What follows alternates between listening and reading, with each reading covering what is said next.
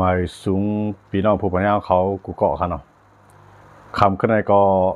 ตรงแมนอยู่ขึ้นวันที่11เดือนธันวาคมปี2565เขาขามาคบทมยากันในขยามกังคำกันเนาะคำขึ้นในก็ใครมาย้อนปั่นฟังพ่อแม่พี่น้องคนในเมืองไทยเขาอันมาอยู่เศร้าไว้ในเมืองไทยในข่าวดังเรือนหาสร้างแก่นปีไหนครับเนาะในข่าวดังซ้อนนำในใครปั่นฟังคนเมืองไทยเขาอันมาเศร้าเมืองไทยเสร็จเลยเฮ็ดกินหากินเลี้ยงต้องครับเนาะปีใน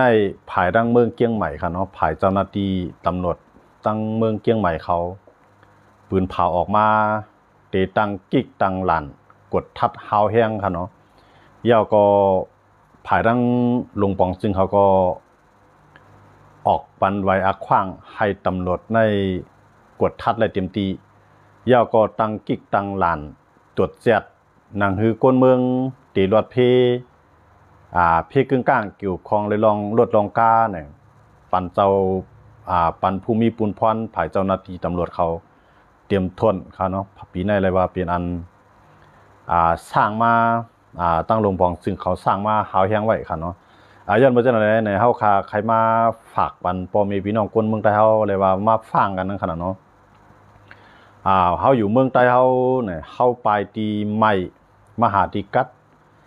เฮาไปเพปางซึกเพกวัดเพผานเพหลายชื่อหลายร่องครับเนาะเพใต้ต่อใต้เลยผิดกันเพเจ้าคือต่อเจ้าคือเลยตึกกันจังได๋คนเมืองไทยเฮาอ่อนกันมาสร้างเศร้าอยู่เมืองไทยนำติปีในเพราะว่ามีไว้สังว่าเจ้าหน้าที่เขายอบกว่าไล่ในถุดโตไล่ครับเนาะพี่น้องเขาถุดโตไล่ข้าก็ก่อนเรียบเพียนมาด้วยเหมือนเสียงหนังในโครงพักข้าก่อนเรียบเพียนด้วยในพี่น้องใต้เขาค้าในนำติค่ะเนาะเมื่อในข้าวก่อนเรียที่โครงพักจ้างเผือกค่ะเนาะอะไรกว่าที่นั่นในแหละหันพี่น้องคนเมืองใต้เขามาอยู่ไว้ในคอกจ้างเผือกนะเป็นห้องพักจ้างเผือกห้องปลิกจ้างเผือกในเลยว่ากวนใต้นำติค่ะก้อยกาตาเตถูดออกนั่นเปลี่ยนระยะในขาน้อยย้อนเปือว่าเขาจึงมากก็ตื่นแต่ไรส่งตีเงามานั่นขนาดเนาะส่งคืนเพราะว่าเขาถามว่าเขาลูกตั้งไรมาในมังก็เตลูกตั้งหนองอุกกำนำก็เตลูกตั้งตาขี้เรียกนั่นขนาดเนาะกำเพราะว่าลูกตั้งตาขี้เรียกมาในเขาก็ได้มือส่งเลียนดินใต้ไทยเลียนหลานเมษายแล้วก็อาปันในมือซึกมานั่นขนาดเนาะเขาห้ำผู้ว่าปีในหลวงปองซึ่งไทยเลยซึกมานมาทบยากันในเขาอุปสังกันกำในจอมพ่องหลวงก่อเก่าอันเป็นปอจอมพ่องหลวงก่อมือเหลียวในตั้งซึกมานเขาใกล้ๆอุบกันนั่นผู้ว่ามีนอกมีในกันจึงหือเขาขามผู้จอมไรย้อนมาจากนั้นเลยปีในเพราะว่า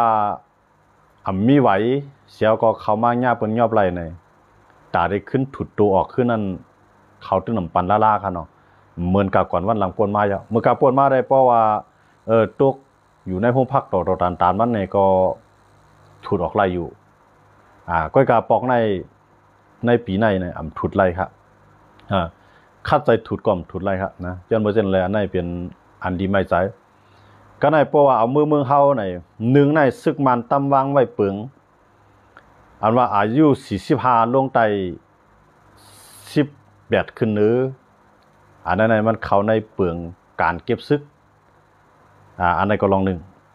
ก็ในเพราะว่าเขายอบไรตีดังเมืองไทยเขายอบไรในตีมือสวงไว้เรียนเซมีไผห้องครับมีไผห้าผู้จ้อมมีไผลงลายมือขับเอาว่าในจริงเขาก่อมจังสงครับย้อนเมื่อจังไรไผปลิกเมืองไทยเลยปลิกเมืองมันเนาะห้องว่าไผตั้งโตโมนั่นขนาดเนาะไผเจ็ดก้นเขาเมืองไผเจ็ดก้นเขาเมืองไทยในเขาในห้องว่าโตโมนะก็ไม่โตโมเมืองไทยนะครับเดี๋ยวส่งบรรโตโมมันเนาะไผตรวจเจ็ดก้นเขาเมืองมันย้อนมาจากไหนก็ในเพราะว่าเขาอาปันในมือซึกในมือเยมันในก็เยมันน่ะเดี๋ยวอาปันไผเขาขามหูไหลนะเพราะอาปันซึกมันได้มันทุบตั้งหยาบตอนหนักก้นเมืองเขาขาย้อนมาจากไหนในใครพี่น้องก้นเมืองแล้วเขาอ่อนกันฟังสติกันใหญ่นำเตี้ยวว่าในปีไหนค่ะเนาะกิกหลานในนำแห้งน่ะเพราะว่ามีไว้เตรียมทนป้อหู้เส้นตั้งกว่าเส้นตั้งไปหู้เส้นตั้งวีมันบ่ได้ถึงอย่าไปกว่าในลีที่สุดค่ะเนาะสังว่ากว่าในก็ให้มันหู้เส้นตั้งวีมันนะ มามันก็มีไหวไฮเจือนมีวัดมีไหวนะกว่าทานตั้งเจ้าก็อยู่ภายปุ่นเนี่ยสังว่าใครก่อนเหลี่ยมลดแล้วใครก่อนลีใครก่อนสั่งใครก่อนเกี่ยวด้วย1 ปี 1 ปอกเนี่ยเพราะว่าใครกว่าเนี่ยเอาใต้ก็เขาเจอมีไหวเตรียมทวนนั่นขี่ไหวกำเจ้าก็ให้ขึ้นป่องแรงมาอย่าไปห่างไกลกันนั่นขนาดนั้นเพราะห่างกันแห้งหนาล่าก็ห้อมหัวขยำมันตังเด็ดเลยเพราะว่าตังอะไรมากยอบอะไรมากเนี่ยได้มันตื่นอยู่ในคอกเพราะอยู่ในคอกเอาแต่ได้ขึ้นถุดตัวออกนั่นน้ำลายเนี่ยอันในใครพี่น้องคนเมืองไทยเขาวันกันฟังสติกันเต้เฮาคาอยู่มาเมืองไทยใน15 ปีในขว้างตั้งหรือมันปั่นมาให้เจ้าหน้าที่เขาตรวจหาวแห้งในมันไปเปี้ยงปีไหนนะปีนั้นๆค่ะกับลีดด้วยในเวียงในมันตอนนั้นย่อมไปซ่อนนำครับตำรวจได้มีใครว่ามีอยู่กับเชียงกุฏิค่ะเนาะเขาตรวจแห้งน่ะเขาก็ว่าคือลาในจอมพ่องหลวงก้อนในเขาลาดว่าปีในกวนตายย้อนปือเพลดเพกาให้มันเปลี่ยนศูนย์ในครับว่าจะบอกว่าจะให้มันมีลองตายลองรถลองกาลองเมารถเมากาเสร็จเลยลองเอาเมารถลองกาลองเมาเราเมาปียาเสร็จเลยพอรถกว่ามาเส้นในก็ให้ฟังสติกันเต้ๆครับเนาะมันมีตามตกคอกจอมขนาดพี่น้องเขาเบิ่งยามมาค่ะนะอันนี้ก็ให้พี่น้องเขาฟังไว้เต้ๆค่ะนะเพราะว่ามันเพราะว่าเขาตั้งหลวงปองจึงตั้งหนึ่งมันสร้างไม้ในเจ้าหน้าที่เขาตั้งใจในมันเปลี่ยนเขาว่าตื้อตั้งเงาลายที่ดีตอนดักเขาค่ะนะมันมีตื้อตั้งที่ดี1ในนี้เนาะนะเขาซุ่มเงิน2มันซุ่มข้าวยามค่ะนะหรือน้ำก้าในเพราะว่าเขาย่อเพราะส่งห้องปลิกในแค่นทบตั้งหยาบนะ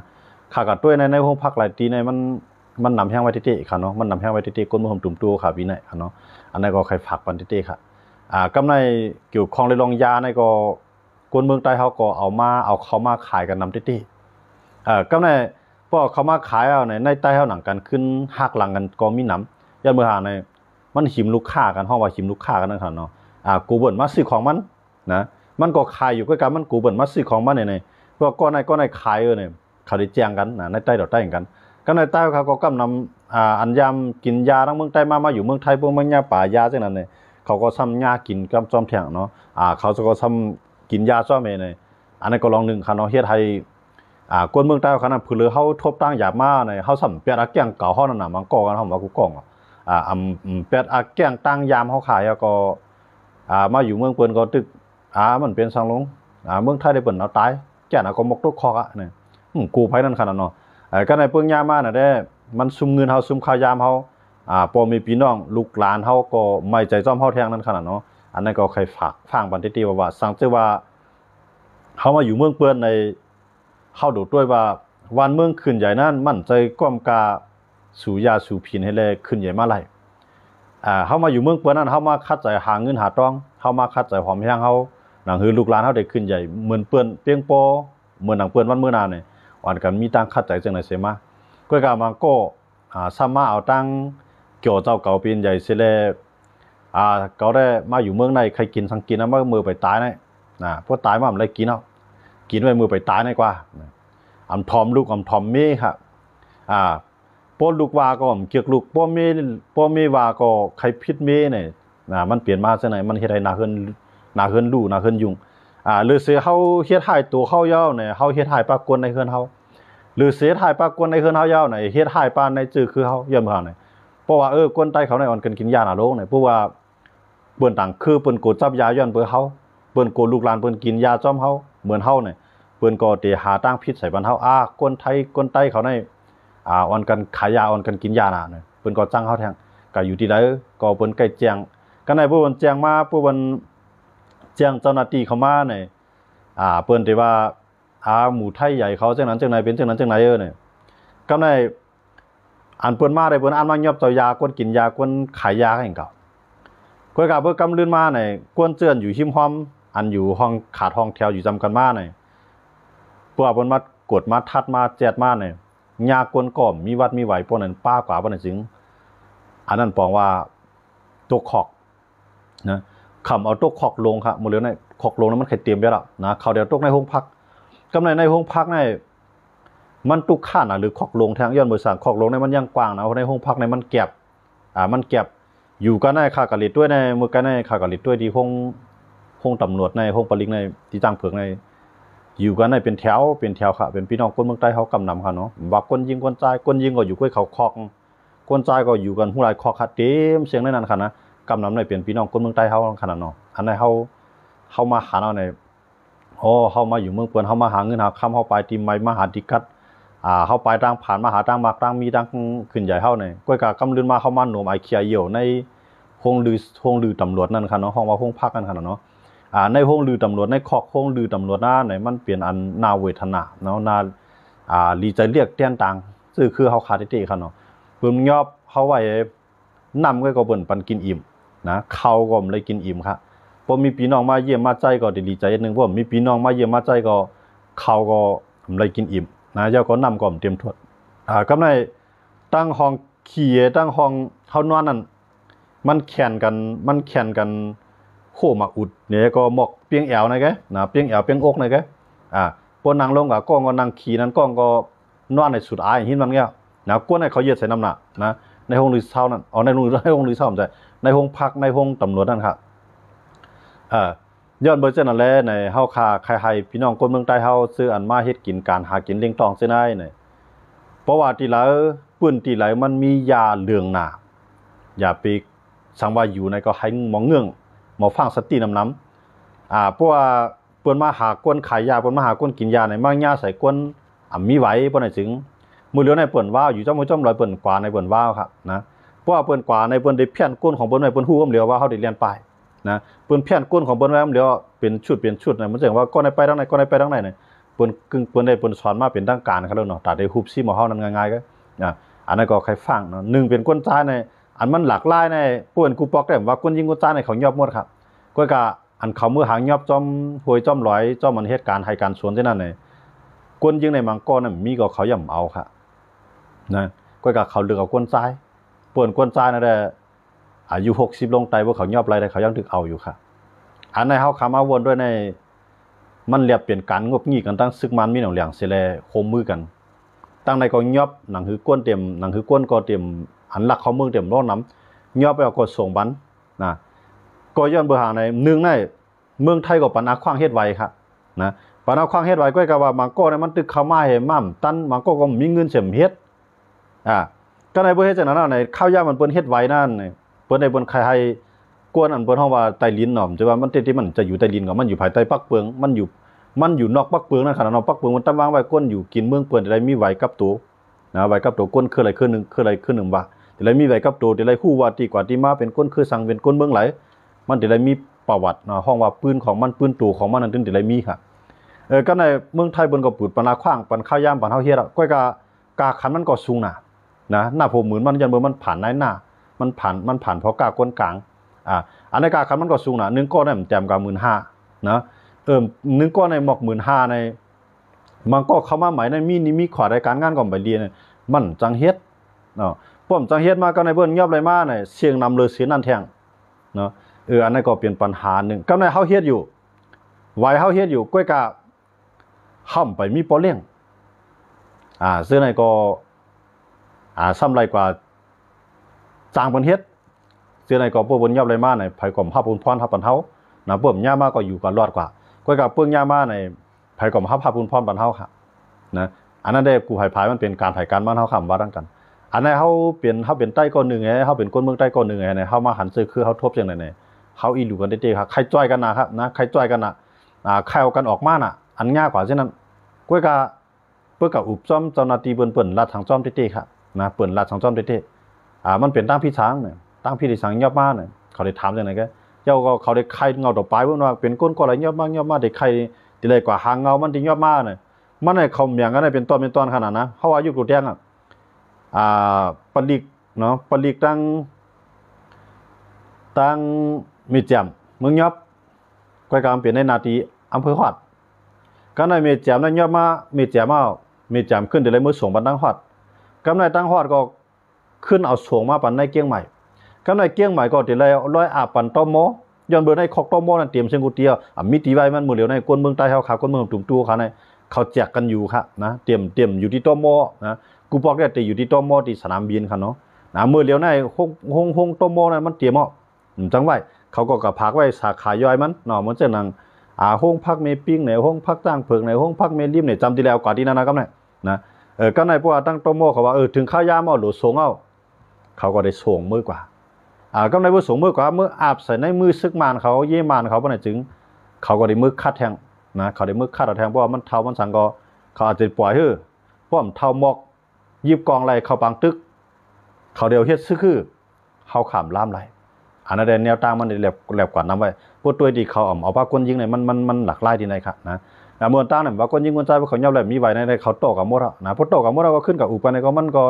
ยังเกะขายกันไหลนะถูกเล่นละเยอะจอนจริงเฮ็ดว่าเฮ็ดไว้เลยปล่อยกันกว่าในก็ใจอีหลูนมีมือเหลือน่ะมีค่ะนะก้อยกับคนยิงได้เขาว่าลูกเลี้ยงล่างปล่อยกับก้อยกับคนใจได้เขาตื้นปล่อยกำเดียวค่ะนะอันนั้นเป็นอันใครฟังบันพี่น้องคนเมืองใต้เขาที่อย่าให้ไรญ่านั่นขนาดเนาะอย่าให้ไรทบไรญ่าเพราะว่าญ่ามาเนี่ยมันมีไผจอยเท่าไรขนาดมีไผรัดจ้อมมันเท่าไรนะอันนั้นมันทบต่างหยาบที่เพราะว่าอยู่ในห้องพักอะไรคนมาเมืองไทยเนี่ยมันใจห้องพักวันนั้นเป็นในห้องลือตำรวจนั่นขนาดเนาะความใต้เขาได้เนาะในห้องลือตำรวจนั่นมันใจห้องลือเช้ามันจึงที่กัดเย็นนะตำรวจเขาได้กัดเย็นเขาได้ปนปืดเขาแล้วเนาะมันเชื่องนังคนเมืองใต้คนหลักเขาเมืองในปนเป็นปนมักมันเป็นคนมีดังพี่เราขนาดหลักเขาเมืองมันมากเนี่ยมีดังพิษไว้ยาวย้อนบ่จังอะไรเปิ้นได้ปล่อยเฮาขังเฮาไว้นะถอมไอ้นวมไอ้เคียเยอะตั้งขึ้นทั้งวันเอานะคำเจ้าสิเจ้าคาจังได๋เพื่อยามมาอยู่เมืองไทยได้อำปอกก็2ปอกนะอำนำก็ได้มันตึ้นยาตามด้วยจิ้มจังได๋นะเดี๋ยวบ่าเนี่ยบางปอเฮาก็เหตุการณ์เอาวัดไว้ให้มันถูกต้องซ่อมนายจ้างเฮาเนี่ยเพิ่นยอบกับเพิ่นก็ขังเฮาไว้ในห้องตำรวจให้กล้ามันบ่ปอเลี้ยงมีเลี้ยงเฮามาเอาก็ปองว่ารอดก็บ่มีไผมาเอาก็อยู่ว่านะมื้อนั้นได้มันยังมีอันอุปกันง่ายประการในขยะหมดเลยในกวนในมันมานำแห้งหนาลานะปืนก็คู่ว่าเมืองผมตุ่มตัวขนาด1ป้ายมักมีก็เหลียวยอ2มาการกล้าการขายนอกเมืองก็มีอ่ะ3มาแต่ได้อยู่ในเมืองก็จุ่มอยู่กองกลางกูเจ้าคือก็มีมากำในหุ่นนั้นกล้าไผซึกมาพีทีบ่หลายจุ่มหลายคือมันอ่อนกันยิบกองกลางมันว่าก้นเมืองเนี่ยเกี่ยวข้องก็เลยเกี่ยวข้องใครก็กระไรเฮ็ดอ่ะพวกผมใครก็กระไรปลายน่ะย้อนเบิ่งเมืองเฮาขายเป็นจังได๋เงาลายเมืองไทยเพิ่นก็ฮู้อ่ะนะกำในเงาลายเมืองไทยเนี่ยเป็นจังหืนเงาลายเมืองเฮาเป็นจังไหนเมืองไทยเพิ่นก็ฮู้ย้อนบ่จังได๋เพิ่นก็หาลอกลายหมีบทางต่างนึงฮะนะอันนี้เพราะว่าเฮามีไหวนะมื้อแล้วนะเฮาเปิ้นออกปันเนียมดีเท่าบ่เฮ็ดไหวใหม่นะวัดใหม่เปิ้นออกปันเนียมดีเท่าอันนั้นก็บอกว่าเฮาเลยลงปืนตู่เฮาไว้อ่ะนะเปิ้นก็เต็มยอเฮานะก้อยกาบ่เฮากินเหล้าเฮารถเฮากล้าได้ไรค่ะแน่นอนอันนั้นได้มันผิดปีในมันป่ามีถามตามคอกซ้ำคันปีในคันนะเพราะว่ากินเราได้เขายอบไรคันนะญาตามคอกป้าแท่งอันนั้นก็เลยพังสติกันคันเนาะเหมือนเสียงว่าเขาไข่ลีเนาะเฮ้มีวัดมีไว้ซ้ำไข่ลีซึ่งในพวกกว่าในแต่ละคู่เส้นตั้งลีค่ะนะแต่ละคู่เส้นตั้งลีเพราะว่าเฮาขำคู่เส้นตั้งลีในมันจังกว่าผายะเขาพวกผายะเขาในมันจังเวียนะตำรวจในไล่เขาตั้งหลานในเขาถึงมีไว้เพียรของเขาอ่ะเพื่อกว่าทั้งในเตรียมไรปันยึดเทือนเตรียมไรปันเตรียมไรปันขึ้นกล้วยลวดเลี้ยวลวดเข้ามาอะไรนะตีไรกว่าเส้นตั้งเร็วเขาบ้างข้าให้ลวดเท่าไหร่กว่าเส้นตั้งเร็วก็เพราะเขาถอยหลังไอ้เลี้ยนก็บอกว่าเขาว่าเขาไปหลานอ่ะเขาล่ำเขาอะไรกำเร็วนะขายามปลายมาตำรวจในขาขี่รถปลายตำรวจนั่นต้นป่วนในปอกคันนะย้อนเบืองนะเขาได้เพราะเขาขี่ย้อนสอนในต่อมสังเขาพูดพิษว่าปักเบืองเขานะเขาได้เขาขี่ล่ำเขาอะไรเต็มที่ขำพิษค่ะจะว่าเขาถึงมักมันว่าเขาเป็นผู้ให้อ่ะนะเขาไม่ใช่ผู้ให้เขาที่เขามีไว้บางปก็มีหมอกนอกบางก็มีไว้เขาขี่หมอกนั้นเองเก่านะกฎการในกฎหมายของปักปืนของเขานั่นเลยเพราะว่าเขาเวลานั้นก็เขาหันเขาแล้วเขากึ่งกลางปลายในเขาล่ำเขาอะไรก็เร็วค่ะนะอันนั้นก็ใครฟันฟ้าสติกันโป้งยามาไหนมันเปลี่ยนอันเสียงเงินเสียงต้องซึมข้าวยามเขาติบะคันเนาะปีแน่ตามคอกตั้งเร็วก็ค่ะนะมันจะว่าคอกลงเนี่ยมันเปิ่นเอากับไว้คอกลงนะตามก้นหลักเขาเมืองมีไว้นั่นไหนมันจะอยู่ในห้องพักไก่หมอก15 วันไงนะสูงสุดก็15 วันที่เหลือนั่นก็บริส่งกว่าบริส่งเมื่อทั้งเมืองเขาได้ดีนะอันนั้นก็ใครมันพังสติพี่น้องคนเมืองใต้ขาดเตะมันทบตั้งหยาบเตะครับพี่ในคนเมืองใต้ขันนะมาอยู่ในเมืองไทยอันอยู่ในเมืองใต้ก็มันก็อยู่หยาบเตะนะซึกในเก็บซึกกันกูตั้งไอ้ลองพร้อมกันทำมีในต่อให้เก็บนำดันคือก็มันกว่าซุ่มขายย้ำย้อนเบิกเขาก็จองว่าตายเอาตับหน้าต่อเอาตั้งหน้าเปลี่ยนมาว่าก็ไหนยอมจุนนะอันในคนเมืองใต้ขาดจุนว่าก้นหนุ่มก้นเท่าก้นเกะอ่อนกันมาได้เดียวเขาก็ในคนในเมืองไทยก็มันเหมือนเสียงคนเมืองเปิ้นอันเปิ้นกล้าคนขายได้เปิ้นก็จ้วมค่ะเนาะเปิ้นมีคนซื้อคนสั่งมันอันเปิ้นมีหลายๆจ้อมเฮาก็จังได๋ก็เปิ้นก็จังเฮาก็มีนั่นค่ะมันมีหลายเมียวขนาดเนาะย้อนบ่จังได๋ไหนเฮาไข่ผักกันพอมีพี่น้องคนในเมืองไทยค่ะปีในเดือน5ปีในทางที่ว่าใครเกี่ยวใครซื้อนะหรือไรอย่าไปกว่าเกี่ยวอย่าไปขับรถเข้าในเวียงนะอันนั้นก็สายนอกมันก็ย่อเข้าได้เลยตุ้ยตั้งกว่ามันดีๆนะติเลยสติที่ว่าค่ะพี่ในพวกยามาเนี่ย มันใครนักไว้ค่ะเนาะมันปีในตำรวจในเตียนคำยามตั้งเขาได้ตั้งเอานะมันใจว่าในที่ในยามตั้งเขาได้วีได้นั่นที่ไหนเนี่ยมันใจเอาปีหน้าย้อนมาอาสร้างตั้งเหนือมันมาครับนะเจ้าหน้าที่เขาอาสร้างตั้งเหนือในปืนปันไฟเขียวเต็มที่ว่ากดท่านได้เต็มที่นะอันนั้นก็เป็นช่องตั้งเป็นตอนด่าไล่ก็จังมีจังเกิดขึ้นตอนด่าเปื้อนนั่นขนาดเนาะอันนั้นก็ใครคนเมืองไทยเขาอ่อนกันฟังสตินิเต้เขาเนาะมันใจว่าอันเขามาไปจะนำจะว่าเป็นคนรีโมทเขาเรามันก็เขาหลุดเลี้ยงลูกเลี้ยงเมียเขาลูกนะมันก็ไปมีน้อยไม่นั่งขนาดเนาะเส้นไหนมันจังเกิดขึ้นเนี่ยในหนังคือมันเต็มเกิดขึ้นในตัวเขานั่นเนี่ยใครคนเมืองไทยเขาอันมาอยู่เช่าในเมืองไทยเนาะในเขาดังปีในเรือนหาในค่ะเนาะมันอันอยู่จอมลอยก็ฟังสติกันน้ำนะอันอยู่จอมลอยก็ฟังสติกันน้ำอันอยู่ในเวียงก็ลองกว่าลองไปนั่นก็ฟังสติกันน้ำพวกย่ามาเนี่ยเผยดื่มจอยอะไรครับปีในค่ะนะเพราะว่าย่ามาเนี่ยมันดื่มจอยอะไรล่านะเพราะว่าเขามันเจอเขาเข้ากับอุบจอมเปิ้นเปิ้นอุบจอมเขาค่ะแหละนะทีแรกคือจอยค่ะได้ต้องจอยอะไรฮะจังนั้นเขาเข้าอุบในเปิ้นรัดจอมหังค่ะนะถามด้วยตัวเรื่องเลยเขาเป็นสิ่งมาจริงก็เลยย่อมาใครขึ้นเงาเลยเนี่ยเขาว่าไหนก็ค่ะใครขึ้นเงามันจังไรมันไรค่ะแหละยังไม่จังไหนเขาส่งอะไรปุ่นเอารู้เนี่ยเบิ่นรัดจอมสังเข้านั่นขนาดเนาะมันหยาบที่ไหนเพราะเขาเหมือนเจ๋งอ่ะเจ้านั่นเนี่ยเขาขาใครว่าเขาหูตัวเขาบอกว่าในพวกเขามีไว้เขาเต็มโทนเอาเนี่ยอย่าดีให้นั่นดีที่สุดเมื่อใครกินเหล้าซื้อมากินดีขึ้นห้องได้ก็ได้ซื้อมากินดีขึ้นนะอย่าไปพิษพายอย่าไปโม้พายกินกันเกี่ยวกันไปทั้งก็กะเพราะเขากินในซ้ำใครดีนะพวกเขามีไว้มันตื่นหลอดนะกวนหลอดมาเข้านะครับพังสติกันไงผมสามารถหลอกกันค่ะนะฟังสติกันย้อนเบอร์สางเนี่ยเขาขากะหันใต้เขาขากะอยู่ในพวกในขอกปลิกเขาในมันหนำแห้งหนาล่าค่ะนะมือเลยนี่มันใครล้วนห้องพักเอานะจังแล้วบุกบอกได้พวกเงียบเลยต้องมีแจมเขากดดีไว้มีแจมไหมครับพวกเงียบเลยต้องหอดเขาก็ดีไว้ดีหอดไงเงียบเลยต้องผงเยอะเขาเดี๋ยวมาลงไว้มีริมไงก็กับมือเลยน้ำใจนะเขาเดี๋ยวกับไว้ทางตีเงียบตีกับปล่อยทางตีเงียบตีกับปล่อยทางตีเนี่ยย้อนมามันเตรียมค่ะพี่น้องเขามันเตรียมนะข้ากับตัวนั้นนอนเหยียดกันเต้หมดอันนั่งก็นั่งอันให้ก็ให้นะ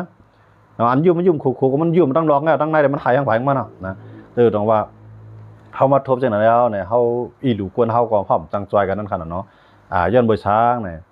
สั่งเปลี่ยนรายได้ในข้าวยามหมดเลยในสั่งว่าซึกใต้เขาในเปลี่ยนนำหนึ่งเสียงเลียวกันเฮ้อันนั้นก็จุ่มเลยจุ่มหนึ่งก็เฮ็ดตาวันเมืองเขาเต้เฮ้แก่นแข็งไอ้ก็เครื่องกองกลางพร้อมเจมือเต้เนี่ยได้มันหลีอ่อนกันเฮ็ดซึกกลางเมืองอ่ะนะจื้อคือเขาเนี่ยนะพวกมาตัวอย่างนั้นนะมันหลีศิลาได้ค่ะนะก็เขาข้าวหมดเลยในโตให้เขากับเฮ็ดซึกไหนก็มันถึงมีซึกจุ่มกับจุ่มมาแกนะมันเอาอาสาเขาเอาข้าวยามเขากับเปลี่ยนหลายกันเก่าย้อนมาจากนั้นเลยเปลี่ยนถึงมากก็เอาตั้งหน้าปกเปลี่ยนมาวางมั้ยนะปืนของเอาตายเขาเนี่ยตรงว่าเตี้ยในปริกเมืองไทยได้มันลีกูดันปริกมานเขารู้นะปริกมานเนี่ยตัวคอกคือเงมก้าในมาปอจังเอากันตายง่ายขนาด